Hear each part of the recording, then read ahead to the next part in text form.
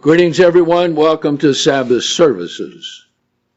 Got a very interesting report, and this is based on the law that is before the Iowa Senate and Judiciary and Governor, which is this: that life begins at conception.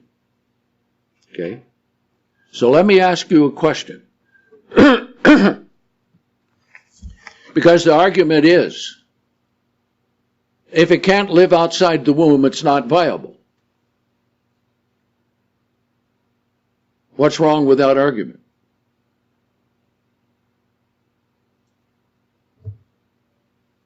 There's a spirit involved here. The spirit involved, that's correct, because you are viable from when? Instant of conception. See, and in that case then, the baby is not part of the body of the mother, but is within the body of the mother, but a separate body. Okay? So that's the argument that should be made. Now we know that in Leviticus 19:29 it says, "You shall not prostitute your daughters, lest the land be filled with violence." All right? Look at what we have today after 60 million abortions. Are we filled with violence? And now violence against the unborn. So believe it or not, here's the headline. And it lists all the churches. Okay? 66 Methodist, Lutheran, Episcopalian, and the United Church of Christ sign a letter supporting abortion. So if the churches go that far, you know the heavy hand of God's correction cannot be very far away. So what should we look for? First thing I would look for is, I wonder what's going to happen to the swine population in Iowa. Could they come down to some sort of sickness and disease?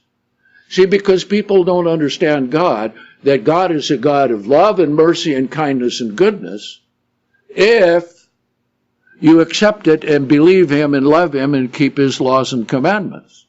But if not, His hand is against you for evil. So think about how your life was before God called you. That's when God's hand was against you. It may have been light or it may have been very heavy, just depending on how you were living. But you see, God's laws operate just like the law of gravity, automatically. That's what happens. Okay? So then it lists every single one of the churches in Iowa that support abortion. So let's wait and see what happens there. Okay. Okay, I want to mention again, New Testament scriptural comparison by Joseph Ackerman, which compares the faithful version with 27 others, also the King James Version. The King James Version, though it has some mistranslations, and some of them very bad when it comes to law and grace, they still had all of the proper words from the Greek received text. Okay? So, if you want that, be sure and order it. Okay. Now, in understanding what we're covering here, we're looking at how apostasy sets in. And how does Satan always work? There are 3 steps. Know what they are? Thesis, which is the truth. Antithesis, which is the challenge and against the truth. So the outcome is synthesis, a combination. See? Now, once they give themselves over to Satan, then you end up with what we had here with this report. See? Because it's not how it starts. Because what's the lesson of everything? A little leaven leavens the whole lump. See? And that's how it all starts.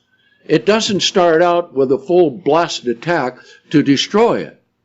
It starts out with a little leaven, and then it grows and develops, you see. So in understanding what we're understanding here, let's remember, when the New Testament church began, they only had the Old Testament. And all of the prophecies concerning Christ and everything that he would do was already prophesied before it happened. So if they would have read the scriptures, and if they would have believed Jesus Christ, then they would have understood the scriptures that are there. But how did Jesus help the apostles to understand those scriptures? Remember that? Last chapter of Luke. He opened their eyes to understand. And so he pointed out the things in the law and the prophets and the Psalms concerning himself. And as we have covered, you go along in the Psalms and there's this about Christ, and something about David, something about something else, and then some more about Christ. Because in the Old Testament, it's here a little, there a little, line upon line, precept upon precept. And that's how you understand. Okay? So, what we're covering now is when they didn't have the New Testament. Now just think how easy it was for false doctrine and division to come in. No telephones. No iPhones. See, no. Several of you here have the Bible right on your iPad or your iPhone. And I look down and wonder where your Bible is, and you look up at me and wonder why I'm using this thing. Okay. But it's there. So there was no way to check. So the Apostle Paul comes into town, as we saw in chapter 13, the book of Acts. So let's turn to chapter 14. We'll go in between there. And here is a big rally. Here is a whole bunch of people believing the things that he taught. There's the division within the synagogue there. And they were fighting against the Gentiles who believed. Now think how easy it would be for strange doctrines to come in. And then after that, they went over to another city. And there they healed a man who had been impotent from birth, and the high priest of Zeus and Jupiter came down, and they wanted to offer sacrifices to Paul and Barnabas because he said the gods have come to visit us. Okay, so they're there. That happens. Then they're run out of town. Now, how much do the disciples have to understand what they need to do? Very little. Now we come to another problem. We'll see there are many trigger points where apostasy can come in. So let's come to chapter 15. Now I won't go through the whole thing because it would take too long. So I'm going to cover the main points. Let me ask you a question. What do the Jews mean by the word Torah? Pardon? Partly.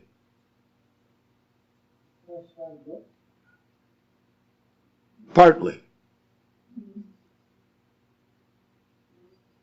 All their traditions are also Torah. So when you hear a Jew speak of Torah, then they're speaking about the whole 5 books of the law, plus their traditions and how the law is interpreted by the traditions. See, now how many Protestants know that? Hardly any. Okay? But that's the crux of chapter 15. Am I talking about the Mishnah? No, it includes what's in the Mishnah, but the Mishnah includes all of the traditions of the Jews. Okay? Just to give you one. With the roasting of the lamb for Passover. Now, the way it should have been roasted was on a spigot, and you would turn it. Okay? But they had it where you could put it on a grill. And so if you put it on a grill and there's a little juice coming out of the meat, you cut that off because that is water. And that constitutes boiling because it says in Exodus 12, you're not to boil it. So that's why when you read in Exodus 16, those sacrifices were to be boiled, that couldn't be the Passover lamb. Though it's called a Passover offering because it was an offering made on the Passover day for the redemption of the firstborn of humans and the firstborn of animals. Okay. And that would prepare all of the meal and feasting for the night to be much remembered. Okay. Now, come here to chapter 15. Let's read the first verse. Now, when certain men who came down from Judea, now remember this is about 12 years after the resurrection of Christ, okay? Were teaching the brethren, saying, unless you are circumcised after the custom of Moses, you cannot be saved. Well, now, what did we learn in chapter 10 and 11? They don't have to be circumcised. So here, they're coming down with the interpretation, as we will see, of the Pharisees. Okay? Let's come here to verse 5. But there stood up certain of those who believed. Now, what do you mean, believe? See? And remember, this is the transition from the old to the new. Who were of the sect of the Pharisees. Did the Pharisees have their traditions? Yes, they did. Saying, it is obligatory to circumcise them and to command them to keep the law of Moses. Now, this means their interpretation of Moses with the traditions. Okay? Now, how do we know that? Okay? Come over here now to verse 18. After then, Peter stands up and explains what happened with Cornelius and so forth. Okay. Verse 18. Known to God are all his works in the beginning of the world, therefore my judgment is, now this is by James, the brother of Jesus. Because by this time, James, the brother of John, was already beheaded. Okay. So Peter came back from Babylon for this conference, for this particular reason here. Therefore, my judgment is that we do not trouble those of the Gentiles who have turned to God, but that we write to them to abstain from pollutions of idols, from sexual immorality, and from what has been strangled, and from blood. For from the generations of old Moses.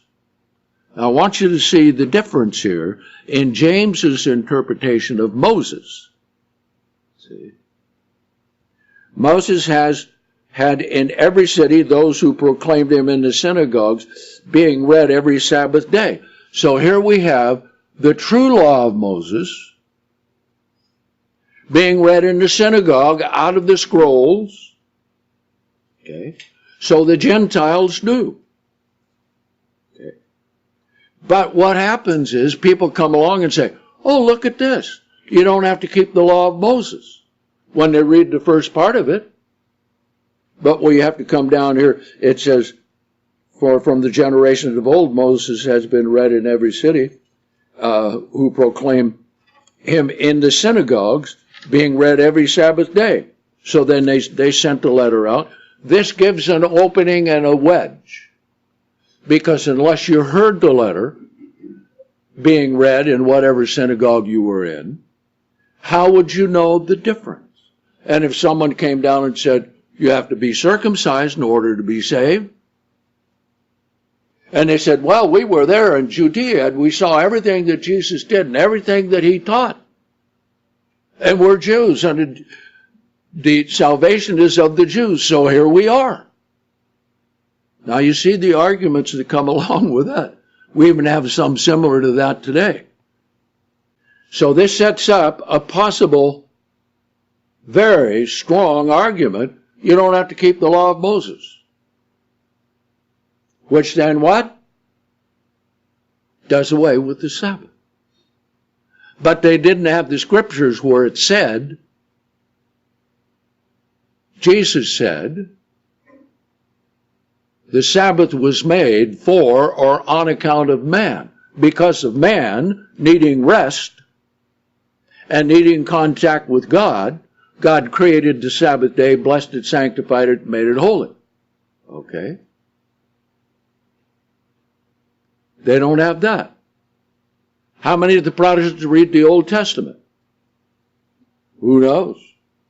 I mean, all of these that are listed here in supporting abortion, they certainly don't read the Old Testament. Now, little sidebar.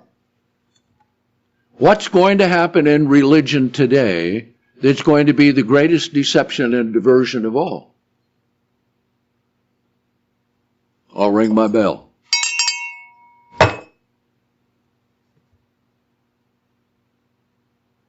They're going to make Mary God. And they will worship her. And I've got a book called When a Woman Was God. Or When God Was a Woman, rather. And I'll give a sermon on that a little later. But that's where it's heading. Now, what's another scripture which points toward that leaning?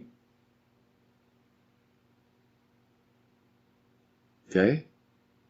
And how do we see it coming to pass today? And women shall rule over you.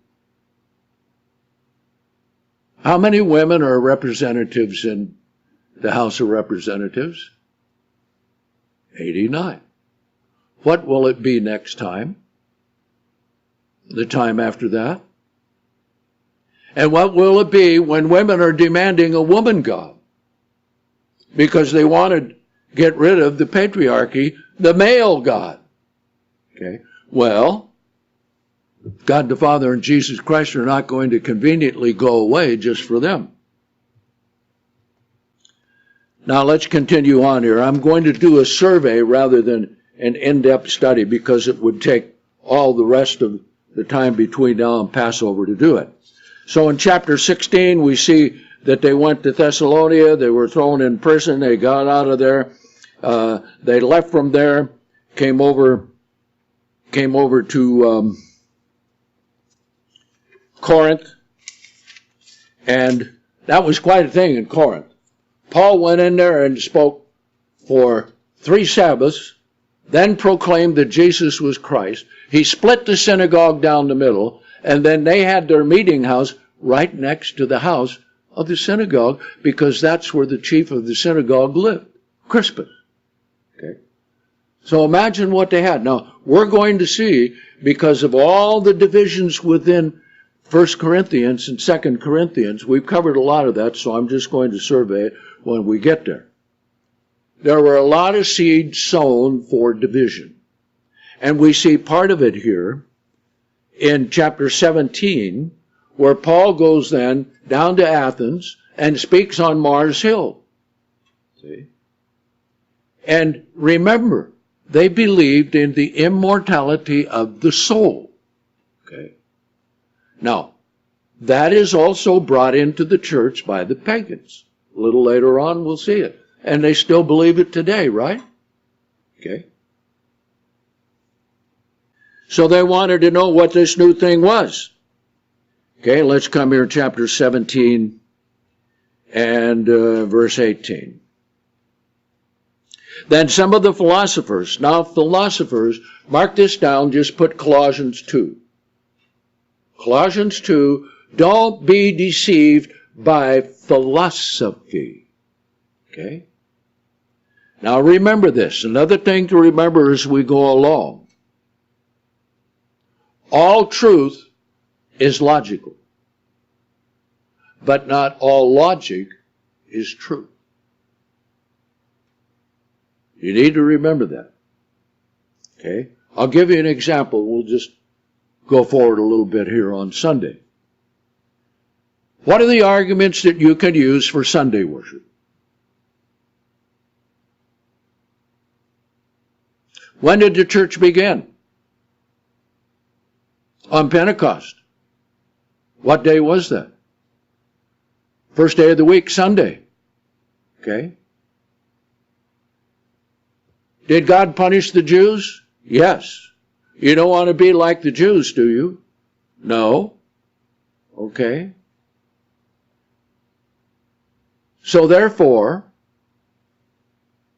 we Christians will keep the first day of the week so that we won't be persecuted by the Romans when they come after the Jews and those who keep the Sabbath.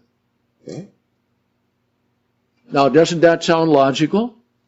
Wouldn't you want to avoid persecution and death? Okay.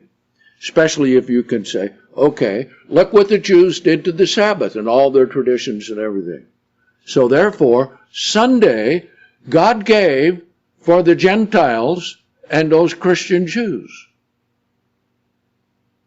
Now, if you don't know the Bible, you have no answer for that. And that's a basic reason they have Sunday. Okay, philosophy. Okay, verse 18.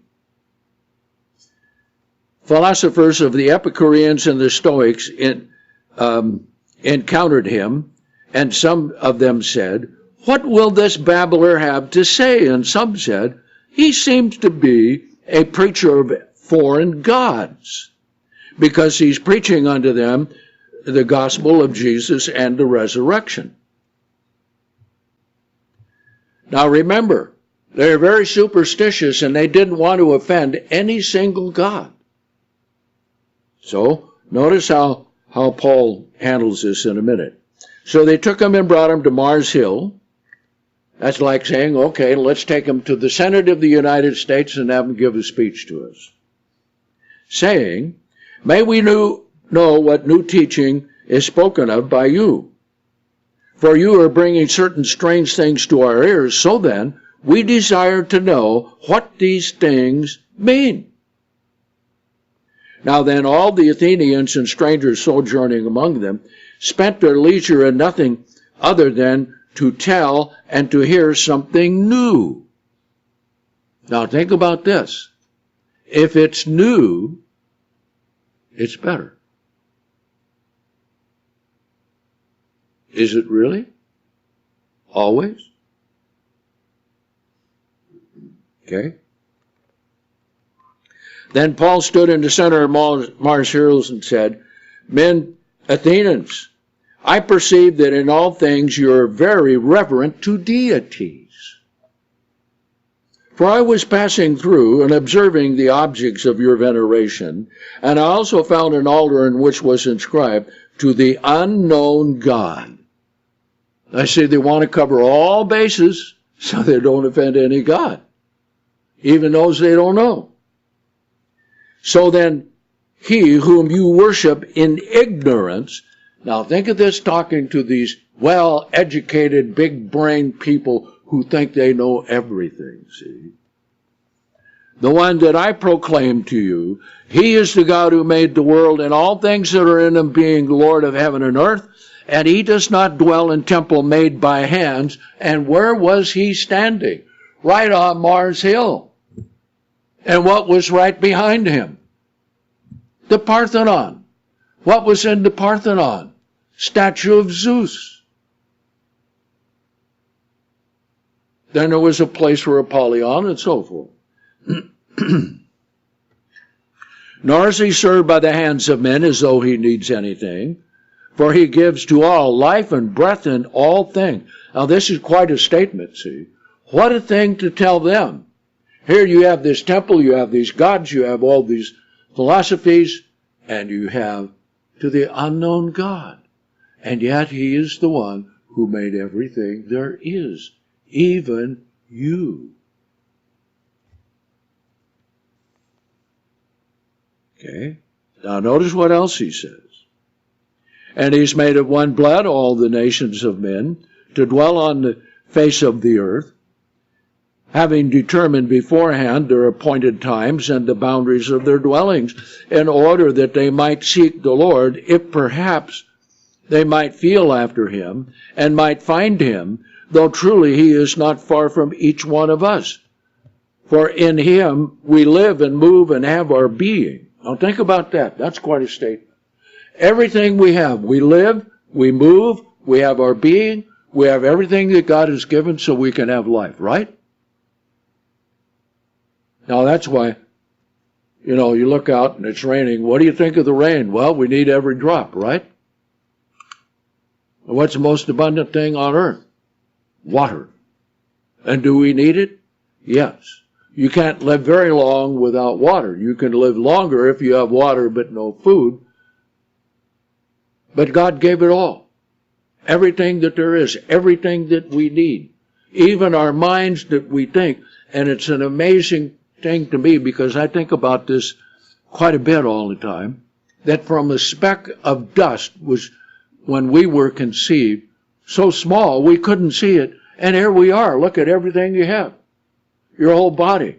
What about the eye? What about the heart? What about the lungs? What about all the internal digestive things that go on in your body? And right now you're digesting your breakfast and what you ate before you came here, and that's going on, and your heart is beating, your lungs are working, your liver is working, everything is going, and here you are, and who gave you all of that? Where did it come from? From that small speck of dust. Think of that. And for all human beings. That's why God is no respecter of persons. Now here's why he made us. In order that they might seek the Lord, if perhaps they might feel after him, and might find him, though truly he is not far from each one of us.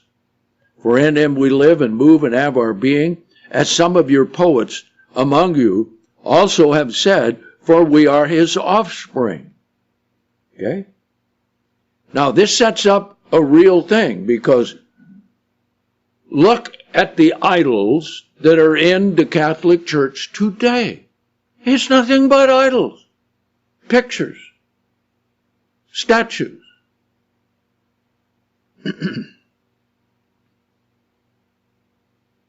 Therefore, since we're of his offspring, we should not think that the Godhead is like that which is made of gold and silver and stone, a graven thing, are devised by the imagination of men. For although God has overlooked these times of ignorance, he now commands all men everywhere to repent. And that is not only a statement for that time, but a prophecy clear down to our time. Okay? Now, all of those things, look at what this sets up. The thing that you have with philosophies is, what do you think? Okay. What is your opinion? And try and logically put all things together so you have a mindset that you can agree on. And when you don't know the true God, you're in total error. Now, when I was first called, I was attending University of San Francisco, and I'd gotten to Plain Truth for a while, and so I was reading the series that they had, The Two Babylons by Alexander Hislop, okay? Because that was the series that they were going through. And so I get here, University of San Francisco, a Catholic institution, okay? And the first mandatory class I had to take was Philosophy 101. And what was that? That was the philosopher's division of humans and animals and insects and different things like this. The order of life. Not a word mentioned about God creating. Okay. So after about 6 weeks, I said, I got to get out of here. So I went down to the registrar's office to get out before any grades would come out. And I walked in, and here's this big picture of Christ with the thorn crown on him and a drop of blood coming down and some tears coming down his eyes. And I was reading all about idols and pictures and things like this. And I said, I got to get out of here. So I went in and I said, there isn't any way that I can continue other things I have to take care of. So I was able to get out of it. But Paul, with his explanation of these things, nails down perfectly, even to this very day, the way that people think. All right? Let's come to chapter 19. Chapter 19, that's the beginning of Corinth, and he stayed there for 18 months. Come to chapter 20. No. Chapter 18 and 19. 19 is Corinth. Then he goes over to Ephesus, and he stays there 3 years. And he had to run in with all of the statue makers there, and Alexander the coppersmith, or he said, he started a movement against Paul because so many people were repenting, and they would have local bonfires and burn their idols and burn their books having to do with the occult. Because, see, all of these religions are satanic. If they have some parts of truth, so what? That doesn't make any difference. You need the whole truth for salvation, see. So anyway, that was quite a thing. Then they had a great riot. They were going to kill Paul. Everyone said, don't go into to where they were having the riot, which was in a Colosseum there, and they were saying, great is Diana, goddess of the Ephesians, and so forth. So he got away from there. He left and went over to Philippi, chapter 20, then chapter 21, chapter 21. Then he's going back to Jerusalem. And all the way along, everyone is saying that you're going to have trouble and difficulty in Jerusalem. Okay? Now let's come to chapter 18. Good lesson here.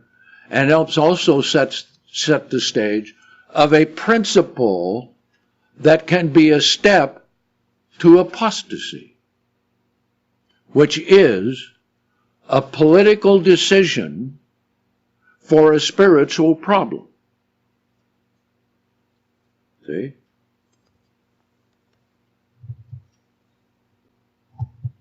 So Paul comes, verse 18, chapter 21, let's go there. Okay? Verse 17 now. 21:17. Now when we arrived in Jerusalem, the brethren gladly received us. And on the following day, Paul went to see James. This is the brother of Jesus. Now think of the prestige that he had. The half-brother of Jesus. Would people listen to him? Because, you know, people, if they come to someone who's important and say you're brand new, come up and say, well, this is Jesus' brother. Oh, really? Yes, he's the head of the Jerusalem church. Is that so? Okay. Now let's see the difficulty involved. And it also shows us that not everyone who believes is chosen. Because you have 3 steps. Okay? The called, the chosen, the faithful. Right? Okay, verse 18. And on the following day, Paul went with us to see James, and all the elders were assembled. sound a little bit like a Sanhedrin? Yes, very much so. And after greeting them, he reported one by one the things that God had worked among the Gentiles through his ministry. And when they heard this, they glorified the Lord. Then they said to him, all right, that's wonderful, Paul, but we got a problem with you being here.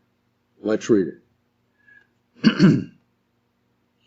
Brother, you see how many thousands of Jews there are who believe, and they are all zealous of the law of rituals. Now, I added that because that had to do with the sacrificial law, because the temple had not yet been destroyed, and they were still able to offer sacrifices there. All right? But they have been informed that you are teaching all the Jews that are among the Gentiles to apostatize from Moses, telling them not to circumcise their children, nor walk in the customs. Now you see, not true. Customs are the traditions in most cases, not every case. What then is going to happen? A multitude is going to assemble, for they will hear that you have come. Therefore, notice the solution, a political solution. Okay? Therefore, do this that we tell you. There are 4 men with us who have a vow on themselves.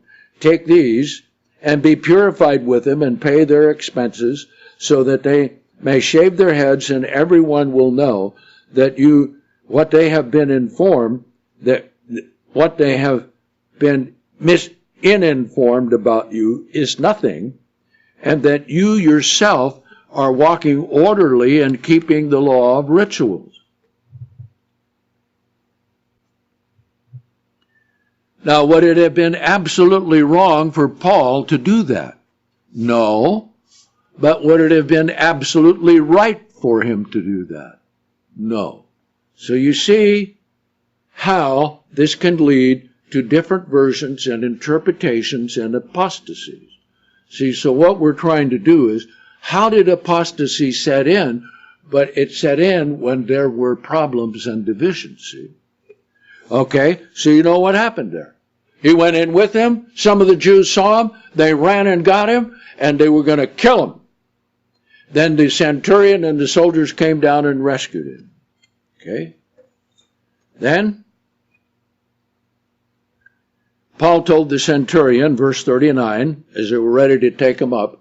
Now remember, they had different rooms there, plus they had Roman soldiers guarding the temple all the time, because they were always prone to rioting.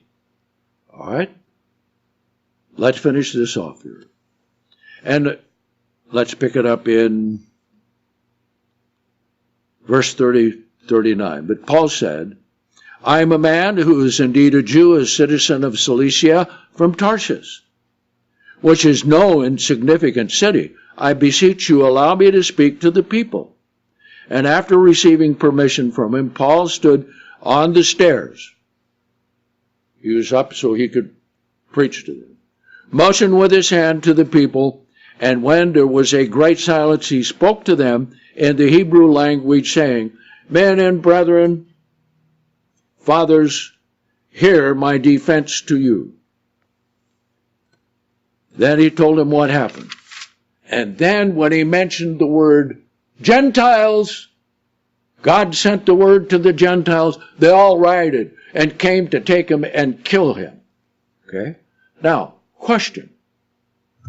Does that sound like all those Jews were converted? Okay. Numbers do not mean anything unless you're converted. That's what's important. See? So let's go ahead and take a break now, and we'll continue, and we will see how it developed, because they didn't have the written word of the apostles, and we'll see what happened because of that.